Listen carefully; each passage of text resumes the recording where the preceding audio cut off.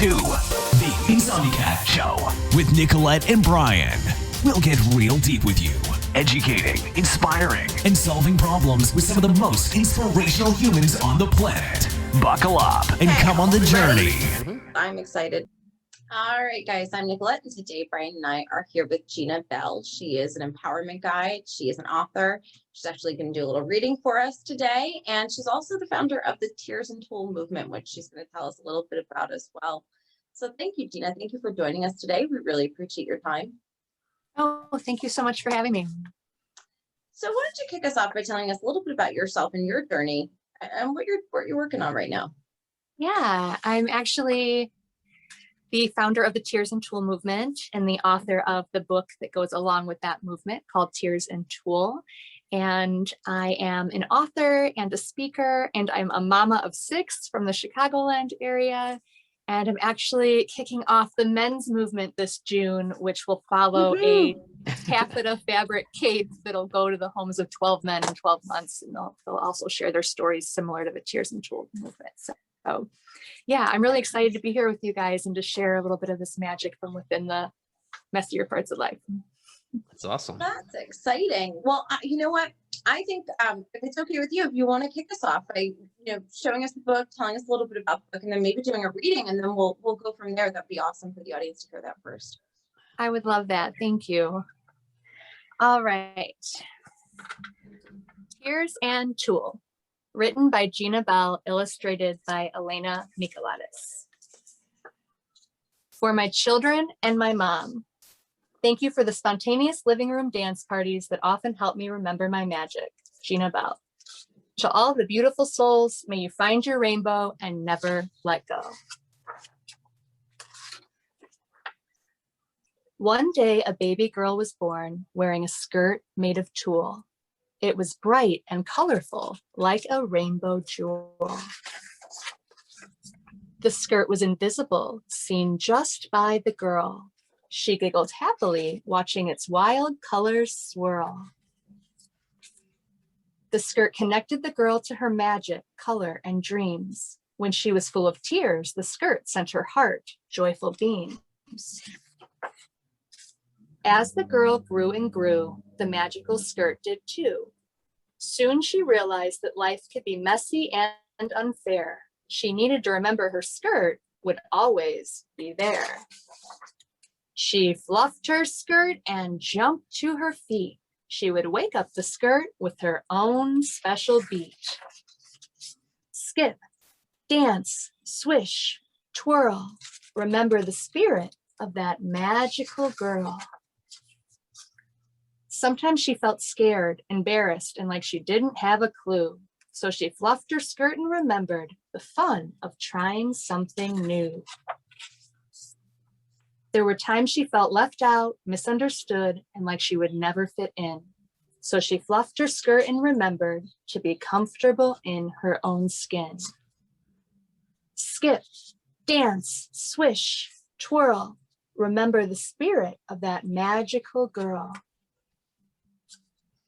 And when life was just too much and her eyes filled with tears, she fluffed her skirt and remembered she could learn from her fears. The tears made her wise and watered the dream in her heart. Fluffing her skirt, she remembered she was a growing work of art. Skip, dance, swish, twirl. Remember the spirit of that magical girl. As she grew older, her days could feel overwhelming, crazy, and long. So she fluffed her skirt and remembered she was radiant, resilient, and strong. And sometimes it felt like her life was falling apart at the seams. So she fluffed her skirt and remembered she could always connect to her dreams. Skip, dance, swish, twirl. Remember the spirit of that magical girl.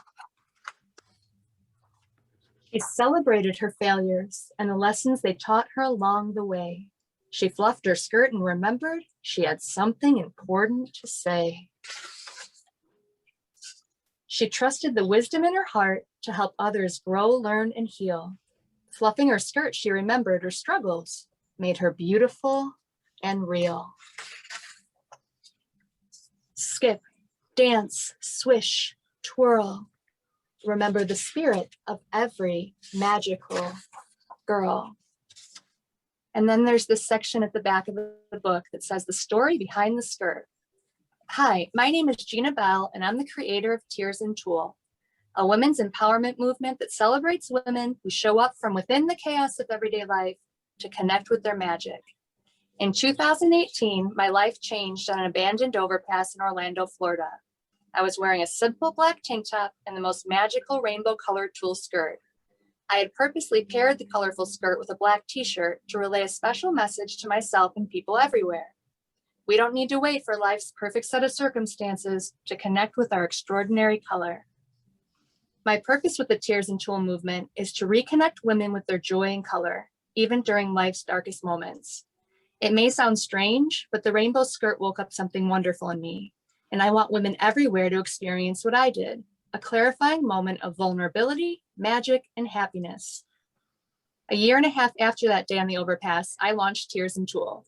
I'm sharing my rainbow skirt with 52 people over 52 weeks as a way to inspire women everywhere to reconnect with their color, the tulle, from within the darkness, the tears of real life. While organizing the movement, I learned that my friend and rainbow tulle skirt designer, Cass Youngs, had always hoped that one day one of her creations would travel the world. She loved that our two ideas would become one.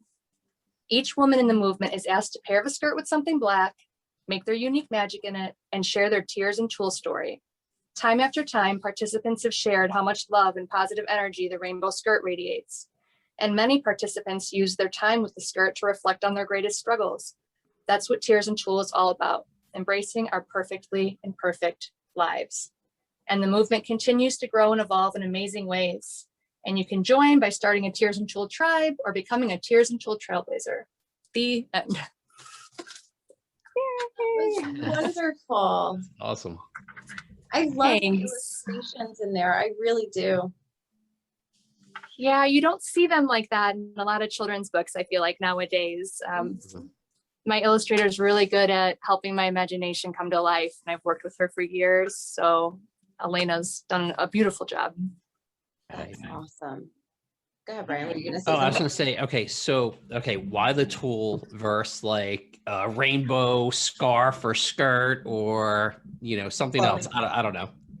Yeah, for years I had worn wore tulle, different colored tulle skirts. And that day on the overpass from the story, when I had the giant rainbow tulle skirt on, I have this memory of my mom when I was younger teaching me what tulle was, spelled Tulle.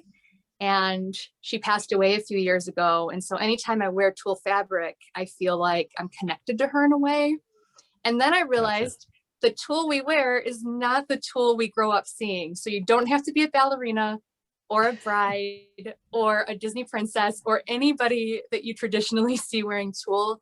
Like this movement, this fabric, this deeply layered, beautiful rainbow magic is for everybody. And it's from within the messier times in life, which I think is such an important part of the story.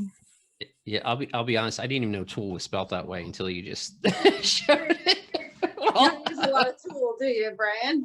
No, obviously not. And I have 3 daughters too. I just guess I never realized how it was spelled. Hold on, can we just stop here? Because between the two of you, you have 11 kids. So Yeah. I'm just floored right now. Oh my goodness. Yeah, I have 5. So Boys, girls. 2 oldest are boys, and then the 3 youngest are girls. So yeah. I have 4 girls, 2 boys. So Yeah. yeah, Yes. mine are 17 to 23 now. So they're growing up and going out on their own. Yeah, mine are 25. Well, the youngest are 8, the oldest is 25. So All right. yeah. And I've just got the one, and I'm You have to stopping let there, them so. go. And how Yeah, Nicholas old has- and a girl or boy? I have a son, a 6-year-old son. He's a firecracker. Very cool. Everyone tells you, like when they're growing up, they're like, remember this, you're gonna, like they tell you that you'll be so happy and you'll want those times back and everything. And you're like, shut up, I'm busy and I'm trying to like do life here. But it's true. Once they get older, you do miss the baby in the little years for sure. Yeah, that's why you just keep having more until No. I just started sleeping. No, thank you. I'm good. Yeah. But Gina, what were you doing before? So what were you doing before that day on the overpass? So bring us back. So what was your journey like before this? The kind of, and you talk about your mom and the connection and the skirt. What were you up to prior to this moment? Yeah, I had been an empowerment coach and a community liaison for different nonprofits in my area. And so I started working with different people from within those nonprofits in an empowerment coaching type way. And I was like, oh my goodness, I need to bring this out into the world and kind of make it my own. And so the Tulle skirts were really a surprise because I had been wearing them, for a long time. And I think in sharing this project and sharing this movement, like my whole journey up until now, it has really been like preparing me to not only bring like this okayness with connecting with our color from within the messier parts, because that's like everyone who wears this skirt pairs it with something black, because we never want to forget that we're all sort of in this together. But I think every moment leading up until now has sort of prepared me to not only bring my magic, but to bring all my ancestors before me, every woman who couldn't bring her magic into the world or tried and wasn't fully able to. So I think that even though my journey has been in different places throughout my life, I think that it has all led up to this moment in a way. Now you mentioned you were sending the skirt to 52 people, right? 52 in 52 weeks. Now, how far has it gotten, or is planned to get, or like, is it all in the domestic U.S. or is it all over the world that people are? So let's talk about like the real Tears and Tulle moment behind the project, because it was supposed to travel weekly to 52 women over 52 weeks, and because of COVID happening after we launched the project, we're probably going to be wrapping up at about 18 months instead of the 1 year mark. So we've been dealing with shit and stuff, but now it's 43, and it actually just came back to my home state, and then it travels back out. So it's been to Honolulu, it's been all over the US, parts of Canada, but that's as far as we've gone with it so far. Though I would love to have an international skirt that travels the world as well. That's awesome. We're talking about girls, and I know you mentioned that there's a men's movement coming up, but you're also mom of 2 boys, correct? You have 2 sons? I do, yes. So how do you take this and kind of apply it now to boys, right? I mean, and really foster that same inner okayness, right? Because in my opinion, I think we are a little too hard on our boys, and we expect them to, just deal, and girls, and that's just my opinion, but sure. So how do you now transfer this to boys? Yeah, I would love to talk about that. So 3 weeks ago, I finished the boy book. So Tears and Taffeta wrapped up just a few weeks ago, and now it goes through editing and illustrations and all of that stuff that's connected to it. Can you repeat what's it called? Tears and Taffeta. So taffeta is a fabric that's kind of like a satin material, but it's called taffeta, and it's strong. It'll be multicolored like the skirt is. But this won't be a traditional cape that we see growing up. So the capes we see growing up are a little bit different. This one will help to connect boys with their vulnerability and their feelings and their courage and their sense of standing in who they are and being okay with whatever that means to them. So I wrote it and started the movement because with Tears and Tulle, I felt like that was a book and a movement I needed as a little kid. So I created that. But Tears and Taffeta, I feel was something that my brother and my dad and my husband and my boys, my sons, could really connect with in a way that would just let them be who they are. Getting choked up about it, but not that we don't love the superhero movies and we're not all about capes in different ways, but this cape will definitely be different.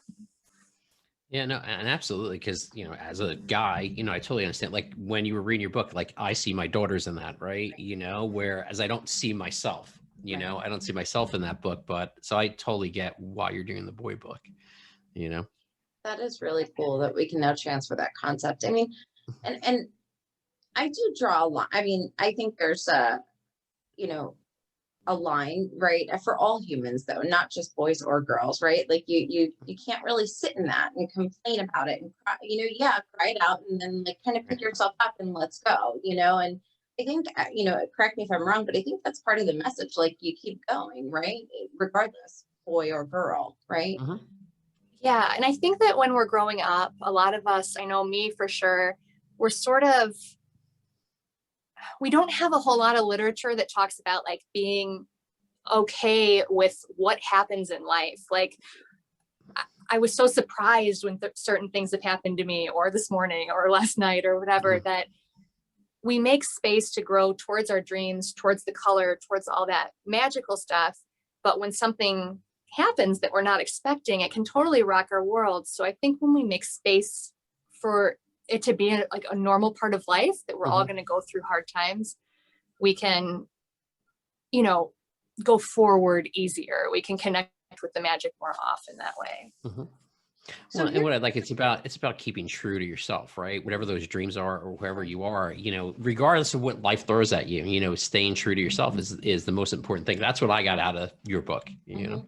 Yeah. And it's like, I feel like boys could read it or girls could read it either way. And of course we grow up a certain way. So we think, you know, girls are going to be drawn to the girl book, but you'll notice that the girl in the story, she fluffs her skirt and she jumps to her feet. Like she's needing to remember that she can take up space. Well, in Tears and Taffeta, the boy hugs his cape. And so there's, I think, something powerful in both stories that's kind of making space for what we might not have had so much, you know, growing up as boys or growing up as girls. Yeah, it's kind of I'll probably get some pushback for my cape story, but I'm preparing myself for that. You know, it needs to be different, I think. But, you know, I think also like you mentioned this making space, right? So how then, because I'm a warrior, so I'm asking from a warrior's perspective, how do you make space without worrying about the things that are going to happen? I mean, things are going to happen. That's a fact. We don't know when they're coming. So how do you make the space without living in a constant state of worry? Yeah, I know worrying inside and out. My mom worried a lot when my brother and I were growing up. I can remember my grandma coming to town, and if my grandma was there, my mom was more focused on like cleaning the house and like, you know, figuring out what meals to make and how to entertain her. And so I would have like a break from this worry. So I feel like when we grow up worrying, again, it's like no one prepares us for the harder stuff, or it's harder for that to happen growing up. And at least it was from my childhood. And so I think that when the more of us can come together and admit that it happens and sort of talk about it, whether that be therapy or it be meditating for a while, a couple of minutes a day, or whatever it looks like for different people, when we can like make space and distract a little less, I think that the worry isn't as hard to deal with. So I have, let me see if I have any in here right now, hourglasses, and I flip them. And if someone sees these flipped in my house, they know that that's my time for a few minutes. I have a 3-minute one, a 5-minute, a 10, and a 20. Yeah, I'm gonna get like a 3-hour one. I have a 24-hour one. Yeah. A weekend Just one. keeps going. Right, just has a pump and it keeps pumping the sand back up. It never ends. Right.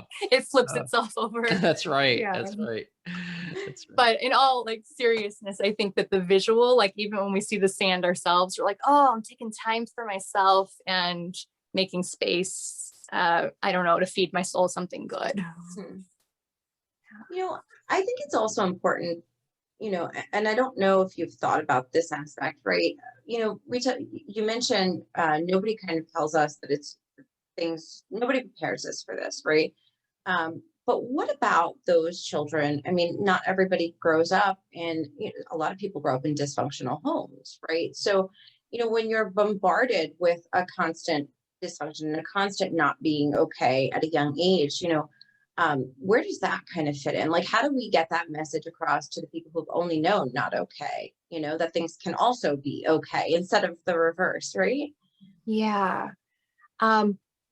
I have a really simple exercise. Anytime I do a workshop or I speak on stage, I will invite people to do an even when, especially then, is what I call them. And those are the Tears and Tulle moments of life. And so you start out by saying something you love about yourself, and then you say something that's a tears moment, something unexpected, and then you always end it with especially then. So it's not just in the happy moments or in the sad moments that we're connecting, but we're connecting with both.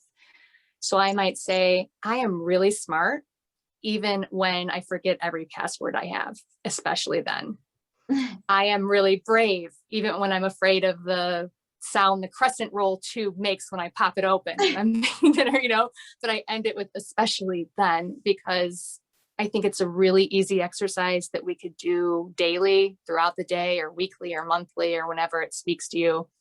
But it kind of bands us all together, and it reminds us that we're not in this alone. So sometimes it can feel like it's all our stuff, and like we're going at it by ourselves, and we're not. There are so many people that are also going through tears and tulle times. So I think that would be a easy exercise to do. Do you have any recommendations for people who, are going through some things, people, maybe groups that they can join, or things that they can do regularly, or, not so regularly, that they can connect with others who might be going through some similar things? Yeah.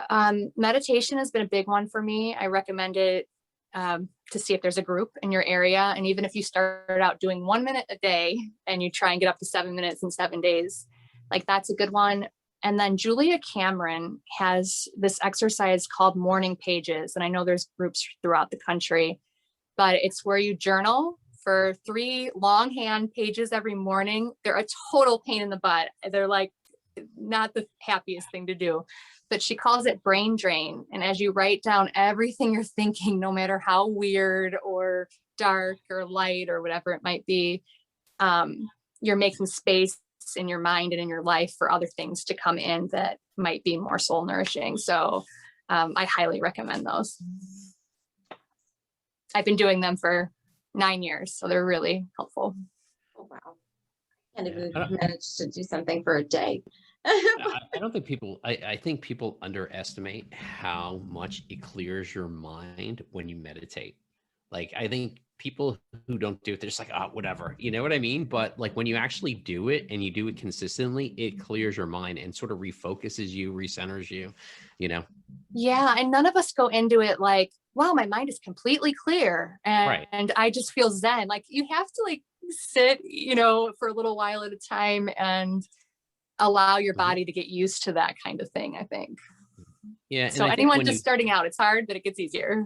Right. And I think too, to Nicolette's point, she's a warrior, right? It sometimes just slows down your mind and it puts rationality in things, or you figure out answers, or you learn to accept, or whatever it is, versus in that constant state of like, I'm worried about X, Y, and Z, or because you're not giving your mind time to sort of think about anything else or just blank out, So I think it helps a lot with stress and everything, life, right? Yeah. And even remembering who you are and what your tool looks like. Yes. I think Tulle can actually, and I saw her in that book with actual tools. And I was really, really excited about that because by the way, that's how I thought it was spelled. I'm just saying, I thought it was spelled the same way. I copy edit Brian's stuff, so that's okay. That's okay. I had to give my husband a vocab lesson too when we met. I'm like, this is Tulle and this is how it's spelled, and girls grow up seeing it all the time, but boys really don't. So yeah. But I think the tool is in essence your tool, right? I mean, to life, wouldn't you say? I mean, that's how I interpreted it. And I was really excited with the play on words. Yeah, I'll sometimes say it's like the best empowerment tool because it isn't, I don't know, I didn't have tools like this when I was growing up, so it's nice to think of things we see every day. I'm big on metaphors, if you can't tell, but to think about things we see every day in a different way that can help sort of change our normal thought process. See, it's interesting. You thought about it being a tool. I actually sort of saw it as your aura, right? You're born with it. It's who you are. And you need to sometimes go, okay, let me get back in touch with who I am. So I sort of saw the tulle skirt as the aura of this character, in your book. Oh, very cool. I love both of your ideas. I love how they seem to kind of come together and both make sense. Well, you I can joke see the that difference too, because Brian's more of like a thinker and a creator, and I'm more practical, like give me a tool and let's just do this. So absolutely. personality really shines in your interpretation.